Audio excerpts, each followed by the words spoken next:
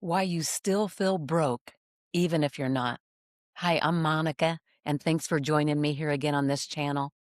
I want to talk to you today about a mindset of especially people that were super savers or have been savers over the years.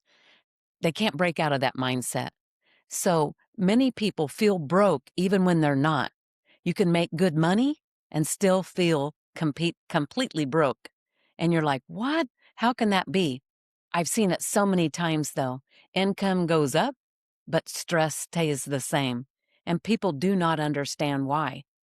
The American Psychological Association consistently reports that money is one of the top sources of stress, regardless of income level. Can you believe it?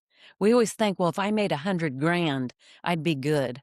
If I did this, but money breaks up many marriages, not just poor marriages, many marriages. Money fights, money talk, discrepancies on what we want to do with our money and how we use it. So it is a top source of stress. Feeling broke is not just about money, it's about lack of control. Spending patterns and lifestyle creep increase as income increases, which is why higher income doesn't always reduce stress. Sometimes people that are very poor are actually happier because they know they don't have any extra money to spend. And the people that get wealthier want more and more things because there's always something more to buy, right? And it becomes very stressful for them and they feel like they're not making enough and they need to make more, and it's an invisible noose that chokes the neck. When is enough? And really, you have to define that for yourself, whether it comes to what I'm making and what I can live on, even when you're thinking about when can I retire? When is enough enough? How can you control spending? And how can you build margin?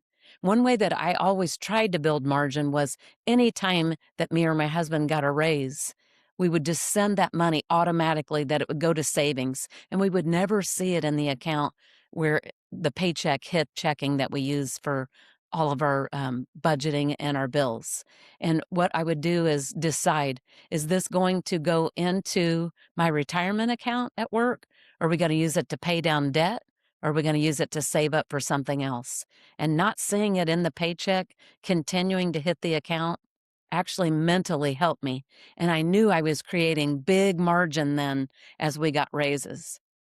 You don't need more money first. And I know, ooh, that sounds counterintuitive, but you don't. You need more control. You need to live within your means. You need to develop a budget so that you know where every dollar is going. And when you do this, you're going to get peace with a capital P that is so worth it, it's going to excite you. Just like when you were paying off bills and you started with the smallest and you got that momentum as you paid more and more off, even to work on the bigger bills. Same thing here. You get more and more margin to know that there's some breathing room in between what you owe for bills month to month and what you're bringing in, and you have more control and you have more peace of mind. And it's so worth it. If you like this idea and want to hear more, subscribe to this channel, Alan Money Talks.